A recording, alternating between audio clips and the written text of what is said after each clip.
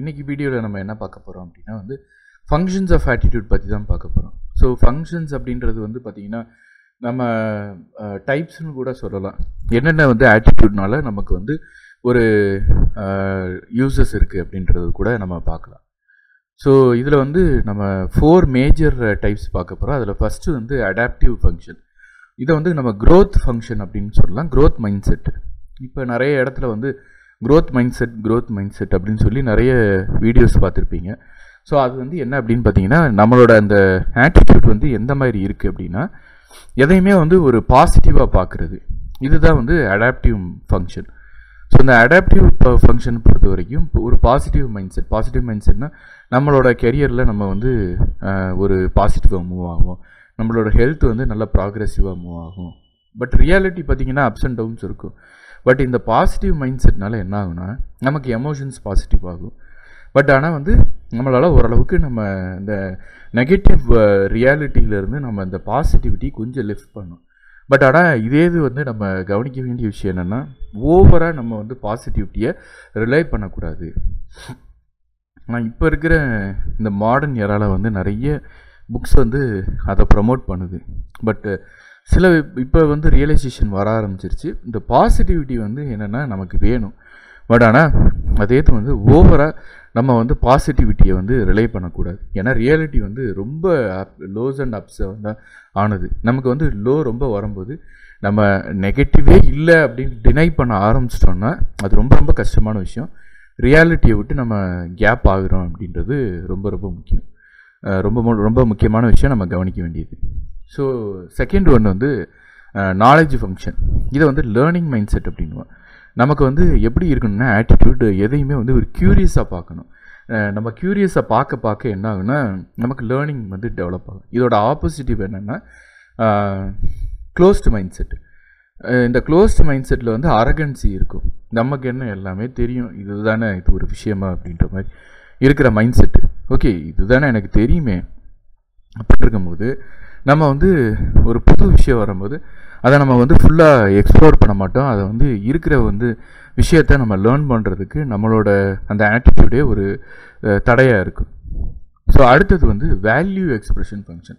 Social mind set. நம்ம எப்பயுமே வந்து ஒரு சொசைட்டியில் இருக்கும்போது சில நேரங்களில் ஒரு அளவுக்கு நம்மளோட ப்ரிமிட்டிவ் பிஹேவியரை வந்து நம்ம வந்து சப்ரஸ் பண்ணணும். ஆனால் அதிகமாகவும் சப்ரஸ் பண்ணிடக்கூடாது. ஸோ ஒரு சொசைட்டியில் வந்து நம்ம ஒரு சோஷியல் மைண்ட் செட்டோடு இருக்கணும். நம்மளும் ஹார்ம் ஆகக்கூடாது, பிறரையும் வந்து நம்ம ஹார்ம் பண்ணக்கூடாது அப்படின்றது தான் இந்த வேல்யூ எக்ஸ்பிரஷன் ஃபங்க்ஷன். ஸோ இது வந்து ஒரு அக்செப்டபிளான attitude and mindset. So இதோட டார்க் சைடும் இருக்குது அகெயின். ஏன்னா இந்த ஆட்டிடியூடை பொறுத்த வரைக்கும் எப்பயுமே வந்து ஓவர் சப்ரெஷன், ஓவர் லேர்னிங் அப்சஷனும் வந்து பார்த்திங்கன்னா நாலேஜ் தானே அப்படின்னா அப்படியும் கிடையாது. ரொம்ப நம்ம வந்து லேர்னிங் அப்படின்னும்போது நம்மளோட ஆட்டிடியூடை ரொம்ப டவுன் பண்ணோன்னா, learning mind settle pure exploration போகும்போது நமக்கு என்ன ஆகுனா செல்ஃப் எக்ஸ்டீம் வந்து ரொம்ப கம்மியாயிடும்.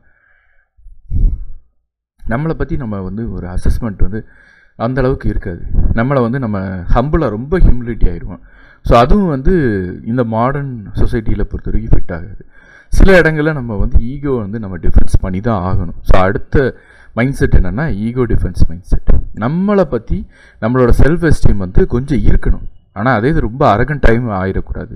இது வந்து கொஞ்சம் சாஃப்டாக ஹேண்டில் பண்ணுற ஒரு விஷயம். ஈகோ பொறுத்த வரைக்கும் என்ன சொல்லுவாங்கன்னா, நிறைய பேர் ஈகோ இருக்கக்கூடாது அப்படின்னு. ஆக்சுவலாக ஈகோ அப்படின்றது என்னென்னா அதுதான் நம்மளை வந்து இந்த சொசைட்டியிலேருந்து நம்மளை சேஃப்கார்ட் பண்ணி கொண்டு போகிற ஒரு விஷயம்.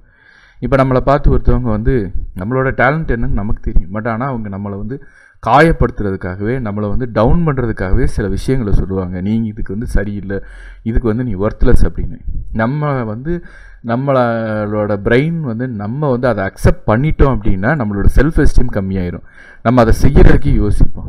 பட் ஆனால் இந்த இடத்துல தான் ஓரளவுக்கு இந்த ஈகோ வந்து நமக்கு டிஃபென்ஸ் பண்ணும். நீ யார் சொல்கிறதுக்கு, எனக்கு என்னோட வேல்யூ தெரியும் அப்படின்றது. ஸோ அப்போ வந்து என்ன ஆகுனா இந்த செல்ஃப் எஸ்டீம் வந்து கொஞ்சம் இந்த ஈகோ டிஃபென்ஸ் ஃபங்க்ஷன் வந்து நம்மளை ப்ரிவெண்ட் பண்ணுறதுக்கு இருக்கும். ஆனால் இந்த ப்ரிவென்ஷனே அதிகமாக வர ஆரம்பிச்சிருச்சுன்னா அதுவே நம்மளை வந்து சஃபகேட் பண்ணி கொள்ள ஆரம்பிச்சிடும். ஸோ அதனால் வந்து ஆட்டிடியூடை பொறுத்த வரைக்கும் நம்ம தெரிஞ்சுக்க வேண்டிய முக்கியமான விஷயம் இந்த ஃபங்க்ஷன்ஸ்லாம் இருக்குது. Positive mind set, learning mind set, social mind set and ego defence mind set. இதே மாதிரி அப்சசிவ் மைண்ட் செட் இருக்குது. அந்த அப்சசிவ் பாயிண்ட்டுக்கு நம்ம போயிடக்கூடாது. அதுதான் வந்து இதோட கம்ப்ளீட் நம்ம தெரிஞ்சுக்க வேண்டியது. எல்லாமே பேலன்ஸ்டாக இருக்கணும். இம்பேலன்ஸ்டாக ஒரு விஷயத்தை வந்து நம்ம ஃபோக்கஸ் பண்ணிடக்கூடாது. ஓகே, ஸோ நம்ம அடுத்த கான்செப்ட் வந்து என்னென்னா ஜாப் ரிலேட்டட் ஆட்டிடியூட். நம்ம ஜாபுக்கு என்னென்ன ஆட்டிடியூட் வந்து தேவை அப்படின்னு பார்த்தீங்கன்னா, ஜாப் சாட்டிஸ்ஃபேக்ஷன். எப்பயுமே வந்து நம்ம பண்ணுற ஜாபில் சாட்டிஸ்ஃபேக்ஷன் இருக்கணும் அப்படின்றத நம்ம தெரிஞ்சுக்கணும். இந்த சாட்டிஸ்ஃபேக்ஷன் இருந்துச்சுன்னா தான் நம்மளால் வந்து நல்லா பெர்ஃபார்ம் பண்ண முடியும். இது வந்து எம்ப்ளாயிக்கு ஒரு இம்ப்ளிகேஷன். அதே மாதிரி எம்ப்ளாயர் வந்து எம்ப்ளாயியை சாட்டிஸ்ஃபைடாக வச்சுருக்கணும். அந்த ஜாப் வந்து எப்படியா வேணாலும் இருக்கலாம், ஆனால் வந்து அங்கே இருக்கிற மேனேஜ்மெண்ட்டோட அந்த ஒரு பிஹேவியரை பொறுத்து தான் ஒரு ஜாப் சாட்டிஸ்ஃபேக்ஷனும் இருக்குது. ஸோ இது வந்து நம்ம கொஞ்சம் நுண்ணிப்பாக கவனிக்க வேண்டிய விஷயம்.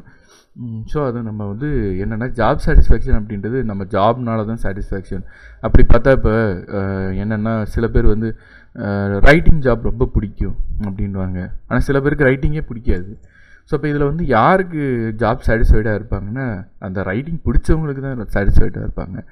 அதுலேயும் வந்து ரைட்டிங் பிடிச்சா மட்டும் பார்த்தாது, அவங்க பார்க்குற ஒர்க் பிளேஸும் அதுக்கு தகுந்த மாதிரி ஒரு கண்டிசிவ் என்விரான்மெண்ட்டாக இருக்கணும். அப்படி இல்லைனாலும் அப்பையும் ஒரு டிஸாட்டிஸ்ஃபேக்ஷன் வரதான் செய்யும். ஸோ இதனால் வந்து நிறைய ஃபேக்டர்ஸ் இருக்குது. அடுத்து வந்து ஜாப் இன்வால்வ்மெண்ட்டு. ஸோ ஆட்டிடியூடோட முக்கியமான ஒரு விஷயம் வந்து என்னென்னா ஜாப் இன்வால்வ்மெண்ட். ஒரு பர்சன் வந்து ஜாப் இன்வால்வ்டாக இருந்தால் தான் அவங்க வந்து அந்த ஜாபை பெஸ்ட்டாக எஃபெக்டிவாக பண்ண முடியும். அப்படி இல்லை அப்படின்னா பண்ண முடியாது. ஃபைனலாக ஆர்கனைசேஷனல் கமிட்மெண்ட். ஸோ இந்த 3 ஜாப் ரிலேட்டட் ஆட்டிடியூடும் பார்த்தீங்கன்னா பாசிட்டிவ் இந்த ஃபங்க்ஷனோட ரிலேட் ஆகும். இந்த positive mind set, social mind set, இந்த லேர்னிங் மைண்ட் செட்டில் வந்து அசோசியேட் ஆகும். அதே மாதிரி ஆர்கனைசேஷனல் கமிட்மெண்ட்டை பொறுத்த வரைக்கும் எந்த அளவுக்கு வந்து ஆர்கனைசேஷன் இந்த எம்ப்ளாயீஸ்க்கு கமிட்டடாக இருக்காங்க அப்படின்றதும் ஒரு பார்ட். ஸோ இதுதான் வந்து ஜாப் ரிலேட்டட் ஆட்டிடியூட். ஸோ ஜாபை பொறுத்த வரைக்கும் நம்மளோட ஆட்டிடியூட் வந்து எப்பயுமே நம்மளோட ஒர்க் பிளேஸு அண்டு கம்பெனியை பொறுத்த வரைக்கும் நம்ம வந்து அதை பாசிட்டிவாக வியூ பண்ணணும். ஈவன் தோ நெகட்டிவ்ஸ் இருக்கும், பட் ஆனால் வந்து நம்ம அந்த நெகட்டிவ்ஸ்லேயும் நம்மளால் வந்து பாசிட்டிவாக ஆப்டிமிஸ்டிக்காக பார்க்க முடிஞ்சிச்சுன்னா நம்மளால் வந்து பெஸ்ட்டாக நம்மளோட ஒர்க்கை பெர்ஃபார்ம் பண்ண முடியும். Okay, so that's all for today class. நம்ம அடுத்த வீடியோவில் வந்து எஃபெக்ட்ஸ் ஆஃப் ஒர்க் ரிலேட்டட் ஆட்டிடியூடை பற்றி நம்ம பார்ப்போம். Okay, thank you. See you in next video.